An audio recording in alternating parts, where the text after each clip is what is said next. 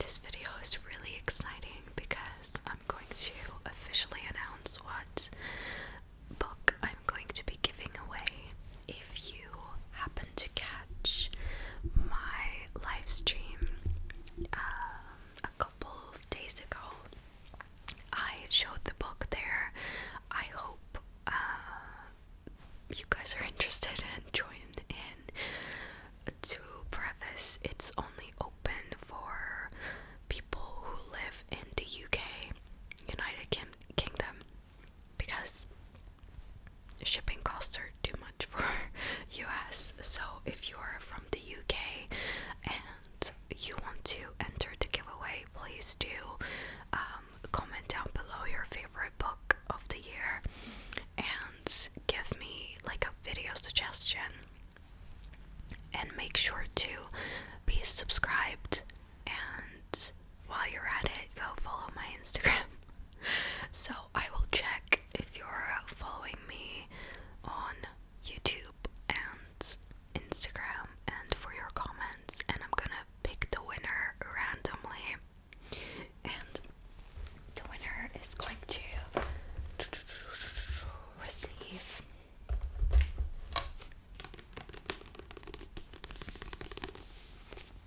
this book. I thought it was a very interesting plot line at the back. This is book one of a series. It is not too long, so it's like average length. But I just loved this cover. Just look how beautiful. And I can read the book, the plot on the back to you now. If you want. If you don't want to listen to it, you can skip. But basically, it's got great recommendation from Lee Bardugo, which is the author of Six of Crows. And I love that, so I'm sure this will be great. So it says, Winnie Wednesday has passed the deadly hunter trials. Her family has been welcomed back into the luminaries, and overnight she has become a local celebrity. Unfortunately, it all feels wrong. Nobody will believe her about the new nightmare called the Whisperer. How fitting. That's killing hunters each night. Maybe they're all falling asleep. Everyone blames the werewolf, even though Winnie is certain the wolf is innocent. On top of that, her dad's convoluted clues about the Dianas and what happened in Hemlock Falls 4 years ago are leaving her with more questions than answers. There is still only one person who can help her, Jay Friday, the boy with plenty of problems of his own. As bodies and secrets pile up around town, Winnie finds herself questioning what it means to be a true Wednesday and a true luminary, and also where her fierce-hearted loyalties might ultimately have to lie. So it is called The Hunting Moon by Susan Dennard, and it's just so fitting for like ASMR.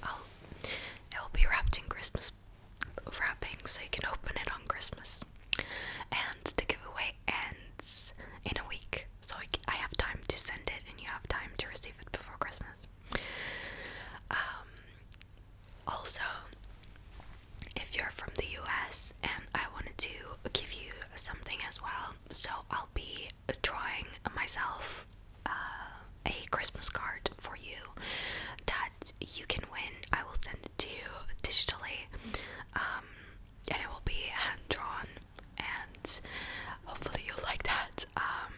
And to win that, please do be subscribed and follow me on Instagram, and comment down below your favorite thing about Christmas. And I'll send you a Christmas card, a digital Christmas card. I hope you like that idea. I just wanted to do something nice and Christmassy, because I really like this time of year. Brings me joy, all the music and just being together with people and things like that. Just wanted to give back. Again, if you have any questions about the giveaway, please do let me know. But this is all the details, and let's just jump into the video. Sorry about this long introduction. So I'm gonna talk about what I read this month, and honestly, I did not finish that many books, but I am like in the process of continuing to read some books, because I read so many books at the same time. The first thing that I finished in November was a memoir, and excuse these nails, okay? Don't look there. And it was on Spotify. Because I have Spotify Premium, I have like 15 hours of listening time, and I listened to rather than bought this book, and it's called The Woman in Me. I'm sure you've heard of it. It's Britney Spears' memoir. It's already like on half off, so I don't know what that says about the book sales. To be honest, they priced it a bit too high, so I was happy to listen to it on Spotify. I don't necessarily want to buy memoirs, but I gave it like, I think I rated it like a 5-star, but I think I would say like between 5 and 4, just because I read another memoir that I didn't tell you guys about, but I rated that one like a 5, and this one was just not as complicated. Like, it's like about someone's life, so but in terms of the writing, I guess it was less interesting than the one I read before.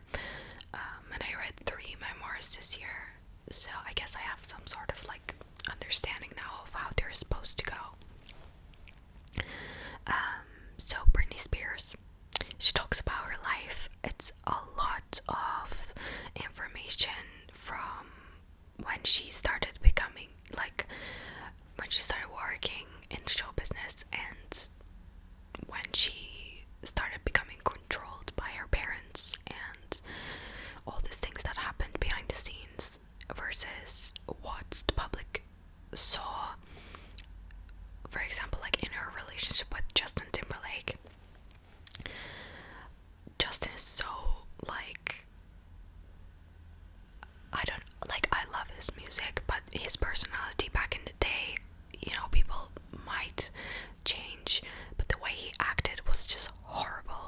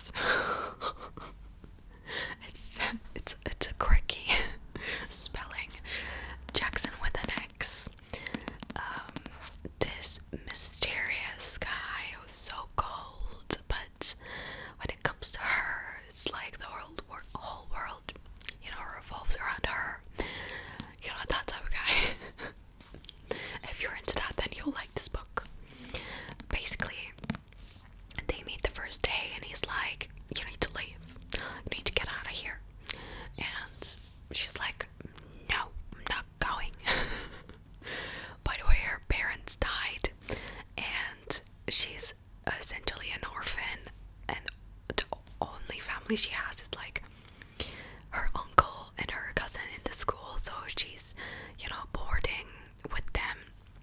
It's like a boarding school in Alaska, mind you, so it's cold, and she keeps talking about how Alaska is this, Alaska is that. And slowly she starts to pick up on some pieces and getting this intuition and thinking like something ain't right. I think the school is a little bit weird. Back in California, we didn't have this vibe. Like, these people are weird. And lo and behold, she discovers that there are web vampires and other supernatural creatures in the school. I don't think that's a spoiler, because going into it, you know, this is like a book of, there will be a vampire in it, because look at it, like blood dripping, and there it says on the back that it is a elite school for witches, shapeshifters, and vampires. So this universe has like weird magic. I don't really understand it quite a lot. Really, there are shapeshifters, like werewolves, then vampires and witches, but then there's also like other weird stuff that you're just like discovering, and I feel like the author was just like, yeah, I want that to exist. And it existed. And the school's name is Catmere Academy.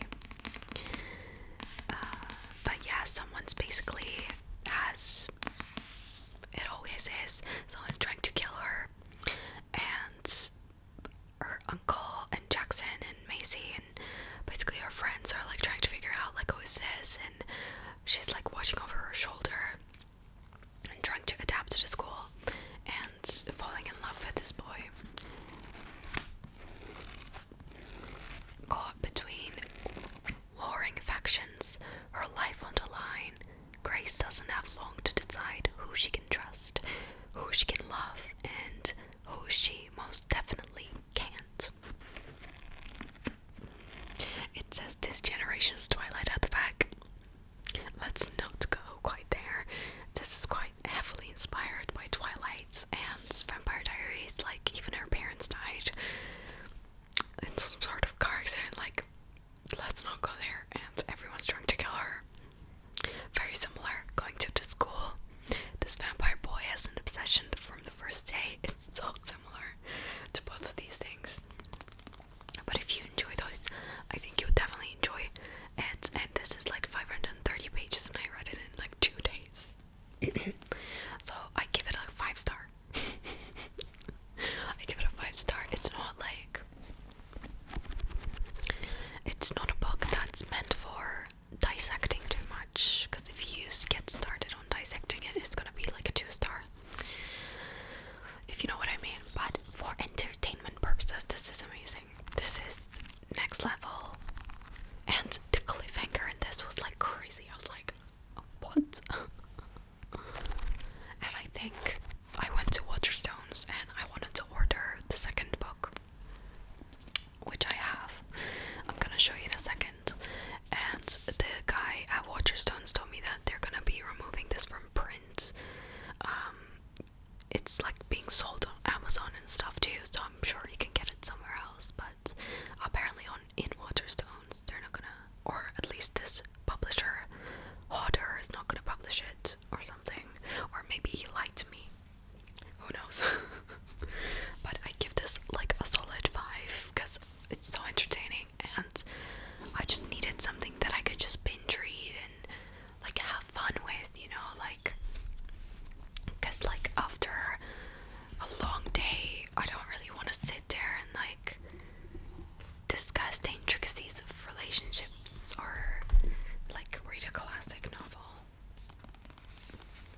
And this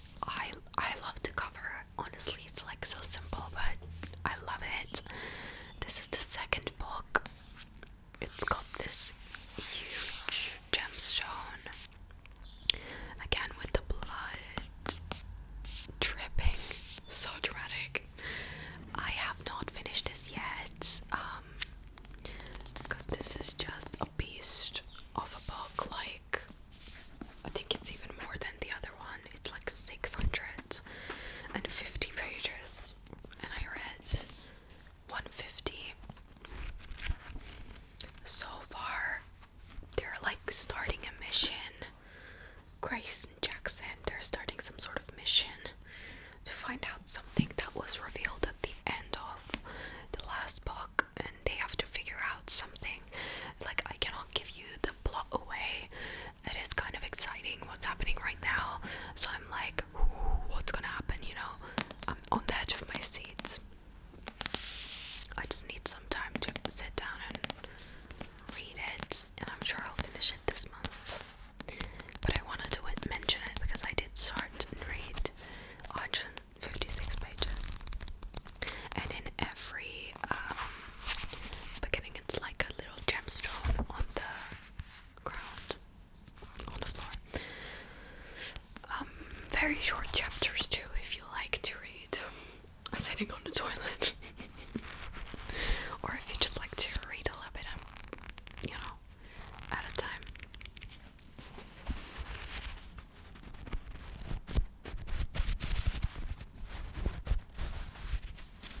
But yes, there's a new like potential love interest that is literally just introduced at the point I'm reading this, and I cannot wait. Like, the way this person is written is so intriguing and funny at the same time because of the character's dynamic. It's just, I'm like laughing. Utterly enjoyable. So yeah, that's what I read recently, but I haven't made a video for October, I believe. I'm not sure if I did, which I might have done. This is gonna be a repetition, but I'll just do it quickly. I read The Good Girl, Bad Blood. And if you haven't seen that video, then perfect. And this was very fun, and I gave it a 5 stars. I think I'm being super generous recently with my ratings, because I think like people are putting in so much work, they, you know, deserve a good rating. Like, if it's bad though, I will give it a bad rating. I'm not shy to do that, but if it entertained me and if it's great, you know, it will get a 5. It's not gonna get a 4 just because I'm like, oh, I didn't like this plot, or if it was like utterly stupid, then I will knock the point. But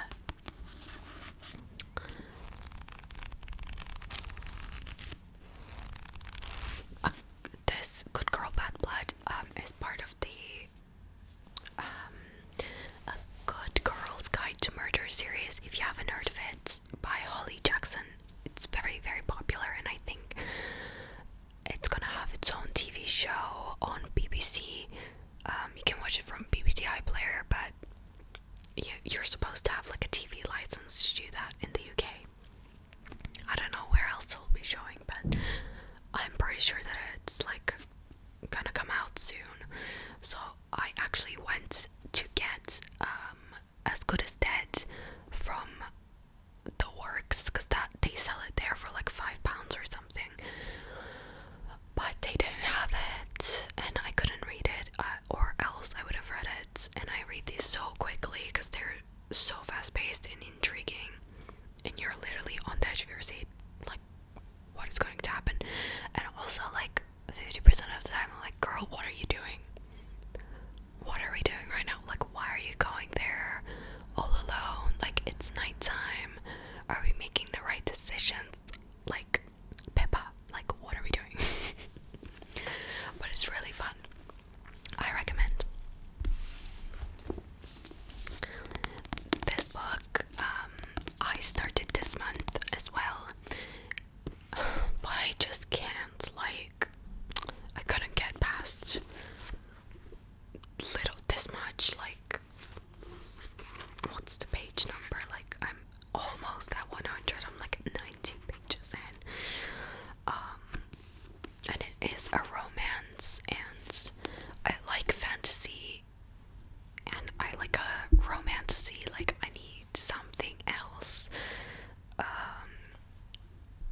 can't just read about two people falling in love and I know that they're gonna be in love, you know, like it's all written on the back of the cover.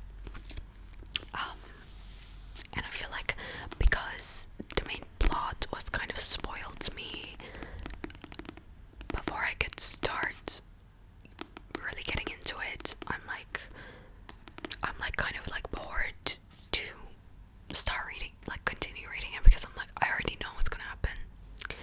You know, this is the thing with the romance genre. It's like, you know, they're gonna fall in love and be happily ever after 90% of the time.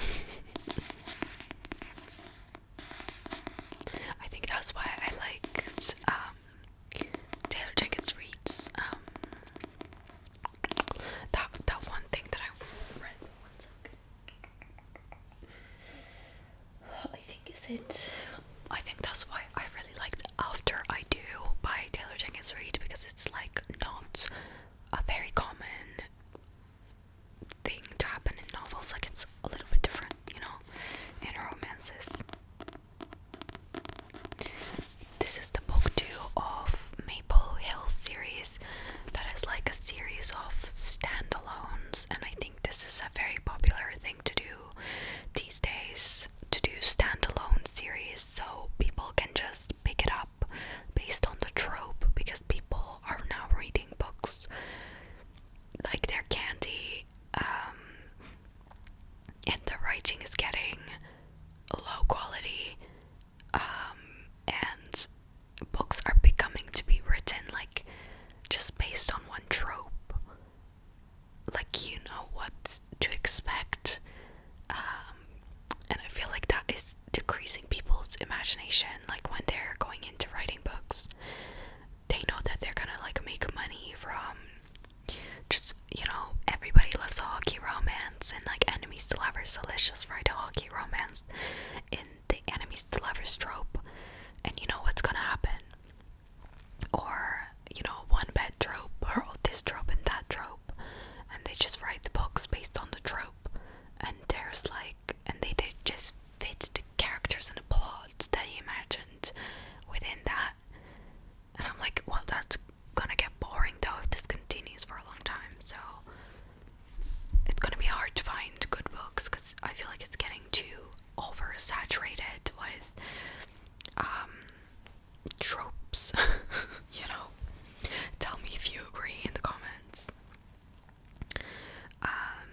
And then if you haven't seen my other video where I mentioned what I read in October, I read I'm Glad My Mom Died, and I gave it a 5-star. Again, I'm saying I'm so generous right now. And I read Down the Drain and I gave it a 5-star, and that's like a traumatizing one if you're not like strong, and there's a lot of trigger warnings, so check that before if you want to read that. Down the Drain by Julia Fox, but she's literally my queen. Like, I love her so much. I think she's so smart, and she just says a lot of things that I agree with. So I have 2 books here that I would like to read by the end of the year, and we can wrap this video up by talking about them. I don't know if I talked about it before, but I can't remember, sorry guys. I might have talked about it in the Patreon video, because I already talked about these books in Patreon. So this book, Powerless, if you're into booktube, I feel like you're watching this video because you're into booktube, but you might have seen this. I watch Sarah Caroli quite a lot, and she talked about this quite often, and I was like, what the heck, let's just give it a go. Like, I'm loving, I think my favorite genre was always fantasy, because I grew up, you know, reading Harry Potter, and Suzanne Collins is serious, like with Greg and like insect something, like if you know the series, you know, like that's an amazing series. Books about dragons,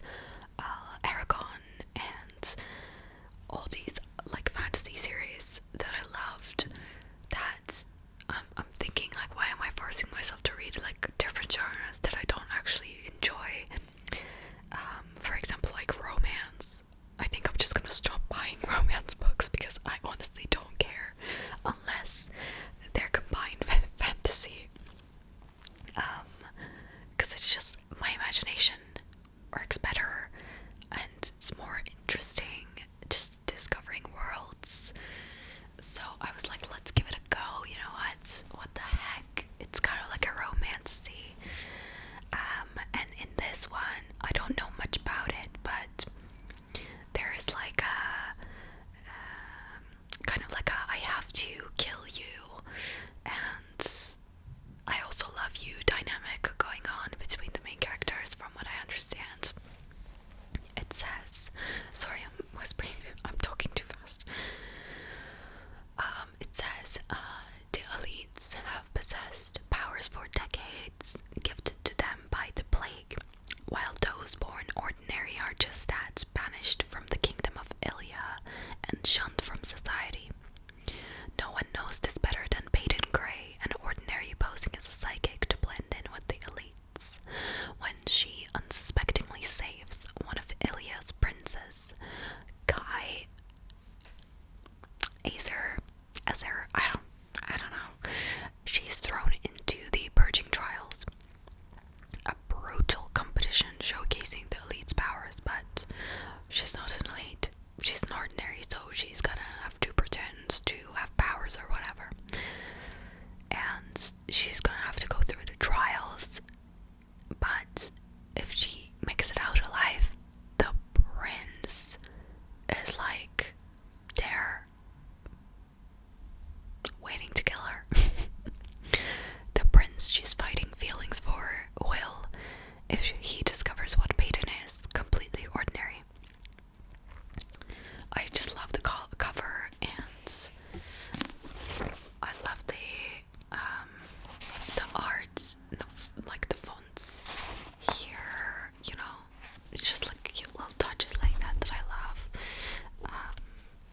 But yeah, that's one of the books, and the other one is like this comedy literary fiction book that I had my eye on. I'm absolutely disgusted by this cover. I'm sorry. Like the one with there's another cover, if you look it up, really good actually, by Monica Heisey. If you look it up, there's another cover with a girl with like curly hair. Why can't I have that one? Like, why is this the one in the UK? Like, it's so soulless and boring. I don't know why everything is made simplified these days, because I went into, this has nothing to do with books, but I went into a toy shop the other day and we were looking at all these, you know, cartoons and things that we used to love as children. Even Winnie the Pooh has been defiled and they changed the whole style of like artwork. And I think for what reason though? Because the normal artwork was so cute and creative and it had some sort of like soul. Like you could tell like a human spent hours designing that character and put love into it. But now everything is so clinical almost. I don't know if you agree with some things. Like there's always good art obviously, but with quite commercialized things I find that it's becoming boring and same, and yeah, like just clinical, too corporate almost. Yeah, I just can't believe they changed Winnie the Pooh that much. Like they changed Winx so much. Like the animation style has gone from cute and quirky to, oh okay, this is more detailed, and then completely like, what is this? Like, what is this? It's gross. Well, I don't know what other like example I could give you. Like they even changed Thomas the Tank Engine. It just looks really weird. They added like more characters that are represented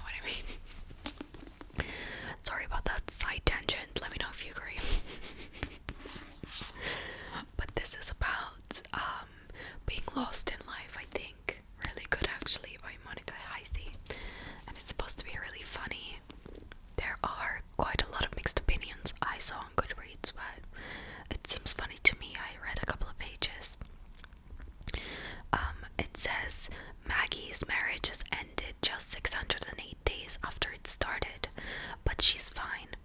She's doing really good, actually. Sure, she's alone for the first time and can't afford her rent, and her obscure PhD is going nowhere. But at her age of 29, Maggie is determined to embrace her new status as a surprisingly young divorcee. As Maggie throws herself headlong into the chaos of her first year of divorce, she soon finds herself questioning everything, including, why do we still get married? Did I fail before I even got started?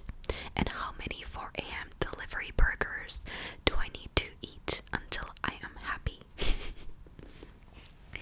So it's quite like questioning what she's doing with her life, right? So I think it's quite applicable to even like a 20-year-old like me, you know, like 20-ish. I'm not 20 anymore, but I'm saying like people in their 20s who are going through all these changes, and she's like 29. Yeah, it's like the epitome of 20s, of like just not knowing what you're doing with your life, and just questioning what everything I'm doing is a mistake. Like, am I gonna regret this and that? So I feel like it'll be like really funny and self-reflective, and just like what is it called, like existential kind of book, and I can't wait to get started with it. I already read a couple of pages, but yeah, let me know what books you are reading. And again, like, I want to remind you, if you want to get this book from me, I'll send it to you directly, and I'll send you a Christmas card, and I'll wrap it in a really cute gift wrap, so you can open it for Christmas to enter the giveaway. I would love to send you this, and next giveaway I'll try to think of something else, for those of you who don't read books, and yeah. Again, the details I'll put in the description. If you missed them, it's just be subscribed, follow on Instagram, and comment down below what book was your favorite this year, and a video suggestion, so I can check who's who. Yeah, you can DM me that you followed me, or like just let me know that you've done everything, and you're gonna be in the giveaway, and I'll do it randomly through like a number generator or something, and I'll pick the winner. And for internationally people, when I receive a Christmas card, I'll do like a couple of winners for that, and I'll draw each of them myself. Please do